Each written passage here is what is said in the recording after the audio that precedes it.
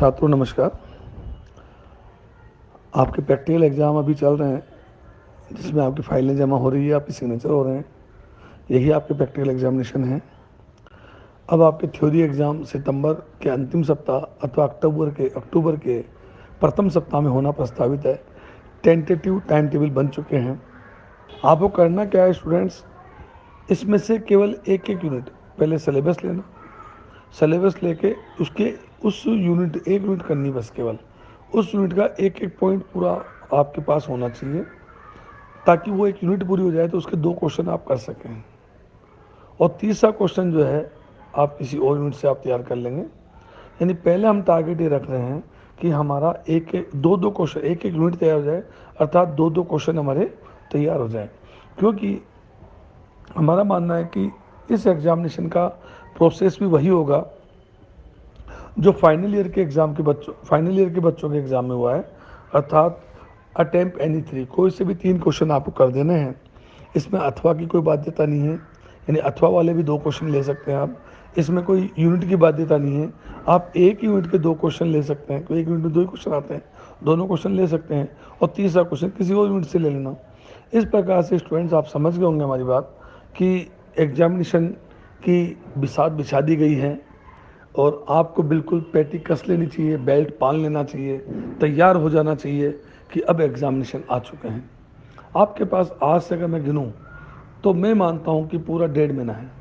और अगर इसको 1.5 महीना नहीं कहें तो मैं कहूँ आप ही मान चलें 1 सितंबर से जैसे आपके कॉलेज खुलेंगे तब से आपको टेस्ट देने हैं आपको।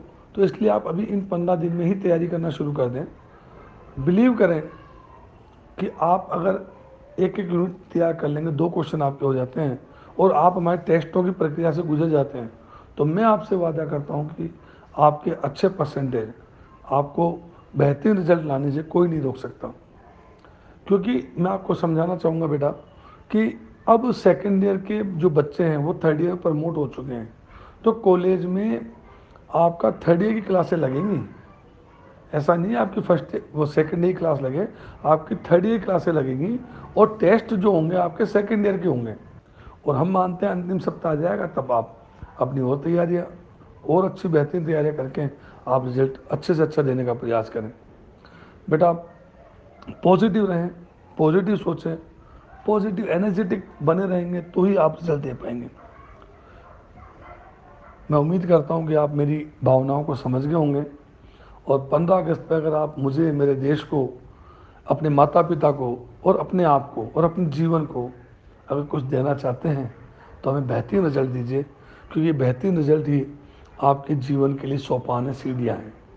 और जब सीढ़ियाँ मजबूत होंगी तभी आप हाई टॉप पे पहुंच पाएंगे, अदरवाइज आप टॉप पे नहीं पहुंच पाएंगे। एक आपको बताना चाहूँगा कि कॉपी के, जब आप एग्जामिनेशन कॉपी दें, जब आप कॉलेज में भी टेस्ट दें, तो एक आदत डाल लीजिए अपनी। आप सबसे पहले यूनिट का नाम डालेंगे, यूनिट का नंबर लिखेंगे, UNIT यूनिट 1 है तो 1, 2 है तो 2 डालेंगे अंकों में। फिर लिखेंगे यूनिट, हिंदी में लिख दें, चाहे आप इकाई लिख दें, और फिर हिंदी में उस अगर इकाई 1 है तो 1 है, 2 है तो 2, ओ की मात्रा 2, ऐसे लिखना है। फिर उसके नीचे लिखें आंसर नंबर। मान लीजिए आप यूनिट नंबर 1 ले रहे हैं तो उसमें दूसरे नंबर क्वेश्चन ले रहे हैं, तो क्वेश्चन नंबर 2 अंकों में, फिर उसको शब्दों वापस 2 लिखें।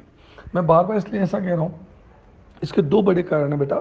पहला बड़ा कारण तो ये है कि इससे आपका कॉन्फिडेंस झलकता है, और अगर एग्जामिनर को आपकी कॉपी में और आप में कॉन्फिडेंस दिखा, क्योंकि आप तो जाएंगे नहीं, आपकी फ़ोटो जाएगी नहीं, आप किसकी संतान हैं, आप कौन से कुल के हैं, आपके जेब में कितना रुपया है, ये तो नहीं जाने वाला ना। जाएगा क्या, आपने जो लिखा है वो जाएगा।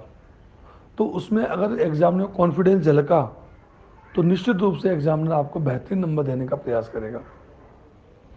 कई गलतियां इग्नोर कर देते हैं सर कॉन्फिडेंस से। अलग अलग कल हमने जो बताया था, समरी दी थी शुरू में, वापस आपको दे रहा हूँ कि यूनिट लिखना है, क्वेश्चन नंबर लिखना है, अंकों में लिखना है, शब्दों में लिखना है, ये बात की।